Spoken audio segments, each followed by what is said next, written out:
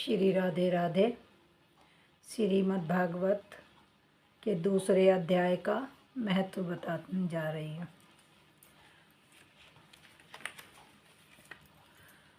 श्री भगवान कहते हैं, लक्ष्मी, प्रथम अध्याय के महात्म्य का उत्तम उपाख्यान मैंने तुम्हें सुना दिया। अब अन्य अध्यायों के महात्म्य श्रवण करो।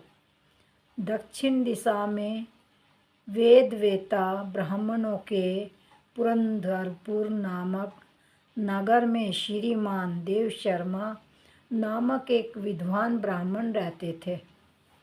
वे अतिथियों के पूजक, स्वाध्यायशील, वेद शास्त्रों के विशेषज्ञ, यज्ञों का अनुष्ठान करने वाले और तपस्वियों के सदा ही प्रिय थे।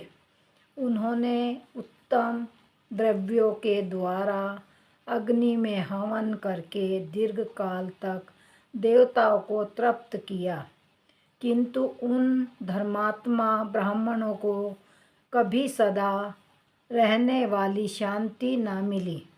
वे परम कल्याण में तत्व का ज्ञान प्राप्त करने की इच्छा से प्रतिदिन प्रचुर सामग्रियों के द्वारा सत्य संकल्प वाले तपस्वियों की सेवा करने लगे।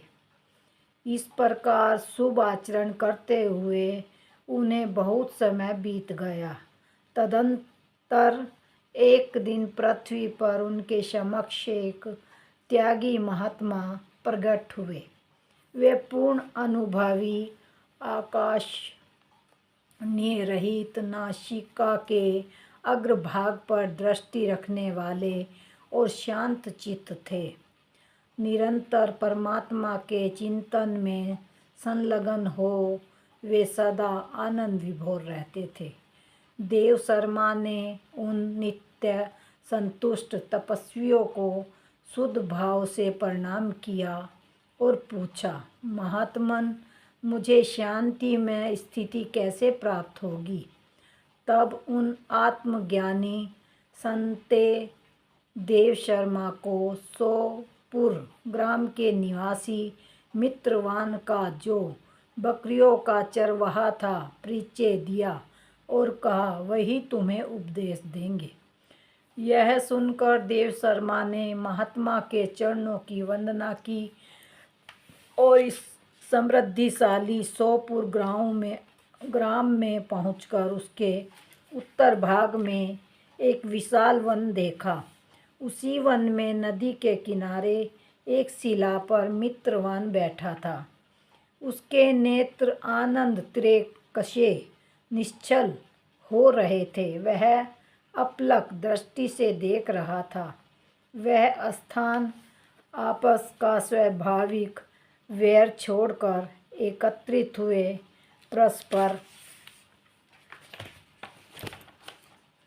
परस्पर विरोधी जंतुओं से घिरा था। वहाँ उद्यान में मंद मंद वायु चल रही थी। मृगों के झुंड शांत स्वभाव में बैठे थे और मित्रवान दया से भरी हुई आनंदमयी मनोहरणी दृष्टि से पृथ्वी पर मानो अमृत छिड़क रहा था। इस रूप में उसे देखकर देव शर्मा का मन प्रसन्न हो गया। वे उत्सुक होकर बड़ी विनय के साथ मित्रवान के पास गए। मित्रवान ने भी अपने मस्तक को किंचित नमा कर देव शर्मा का सत्कार किया। तदंतर विद्वान देव शर्मा अनन्य चित्त से मित्रवान के समीप गए और जब उसके ध्यान का समय समाप्त हो गया, उस समय उन्होंने अपने मन की बात पूछी। महाभाग में आत्मा का ज्ञान प्राप्त करना चाहता हूँ। मेरे इस मनोरथ की पूर्ति के लिए मुझे किसी ऐसे उपाय का उपदेश कीजिए जिसके द्वारा सिद्धि प्राप्त हो चुकी हो। देव शर्मा की बात सुनकर मित्रवान ने एक क्षण तक कुछ विचार किया। उसके बाद इस प्रकार कहा, विद्वान, एक समय की बात है, मैं वन के भीतर बकरियों की रक्षा कर रहा था। इतने में ही एक भयंकर व्याघ्र पर मेरी दृष्टि पड़ी, जो मानो सबको ग्रस लेना चाहता था। मैं मृत्यु से डरता था, इसलिए व्याघ्र को आते देख बकरियों के झुंड को आगे करके वहाँ से भाग चला। किंतु एक बकरी तुरंत ही सारा भय छोड़कर नदी के किनारे उस बाग के पास बेरोक टोक चली गई। फिर तो व्याघ्र भी द्वेष छोड़कर चुपचाप खड़ा हो गया। उसे इस अवस्था में देखकर बकरी बोली, व्याघ्र, तुम्हें तो अभीष्ट भोजन प्राप्त हुआ है। मेरे शरीर से मांस निकालकर प्रेम पूर्वक खाओ। ना तुम इतनी देर से खड़े क्यों हो? तुम्हारे मन में मुझे खाने का विचार क्यों नहीं हो रहा है?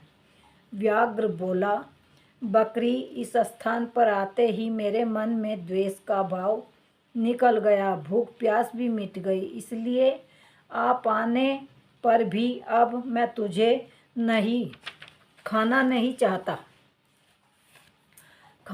चाहता। व्याघ्र ने यूं कहने पर बकरी बोली, ना जाने मैं कैसे निर्भय हो गई हूँ। इसमें क्या कारण हो सकता है? यदि तुम जानते हो तो बताओ। यह सुनकर व्याघ्र ने कहा, मैं भी नहीं जानता। चलो सामने खड़े हुए इन महापुरुषों से पूछें। ऐसा निश्चय करके वे दोनों वहाँ से चल दिए। उन दोनों के स्वभाव में यह विचित्र परिवर्तन देख मैं बहुत विषम में पड़ा था। इतने में ही उन्होंने मुझसे ही आकर प्रश्न किया। वहाँ वृक्ष की शाखा पर एक वानर राज था। उन दोनों के साथ मैंने भी वानर राज से पूछा।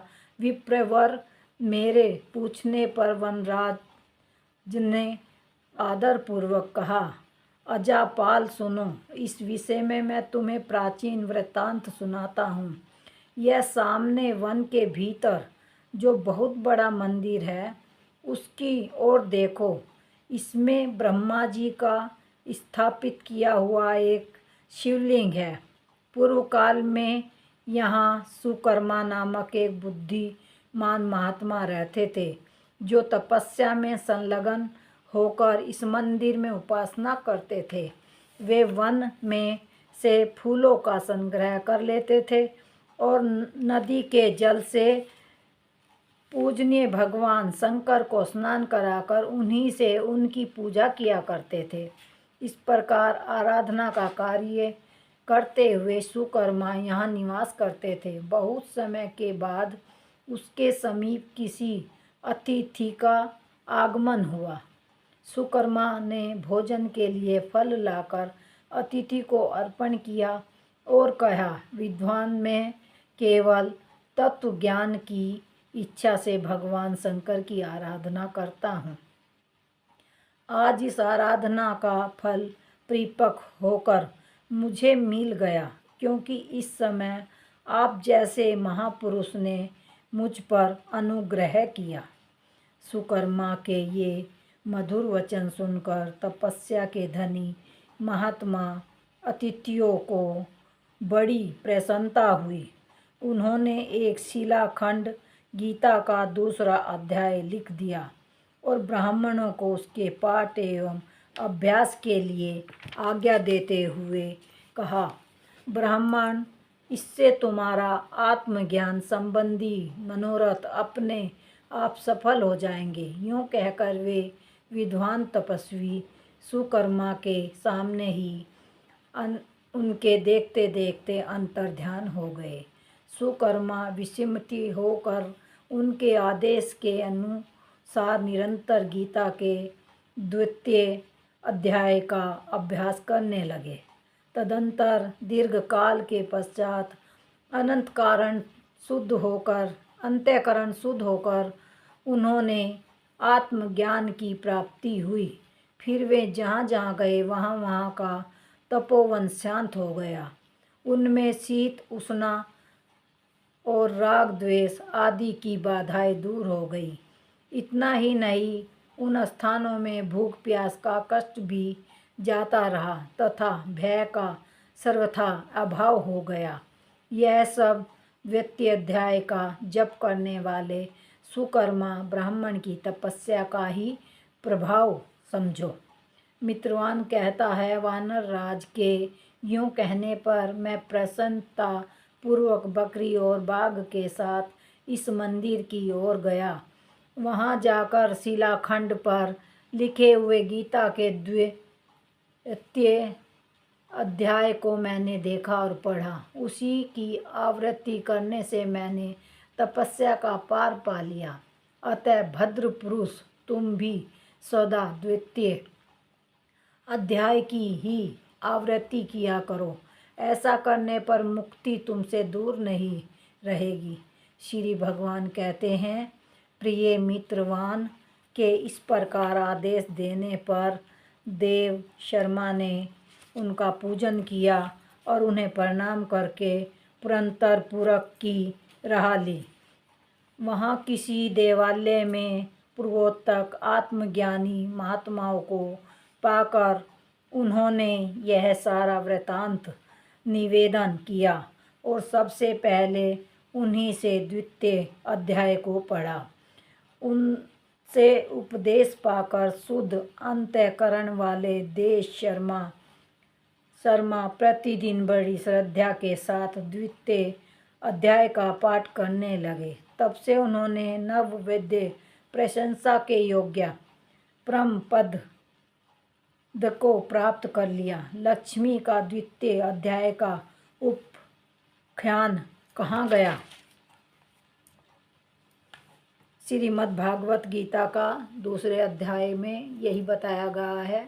जहाँ किसी ऋषि ने तपस्या की थी, वहाँ जो बकरी और शेर की जो इसमें वो कहानी बताई गई है, वहाँ पर भूख प्यास की भी लालसा ख़त्म हो गई और दोनों प्यार से भी रहे, क्योंकि वहाँ तपस्या की गई थी।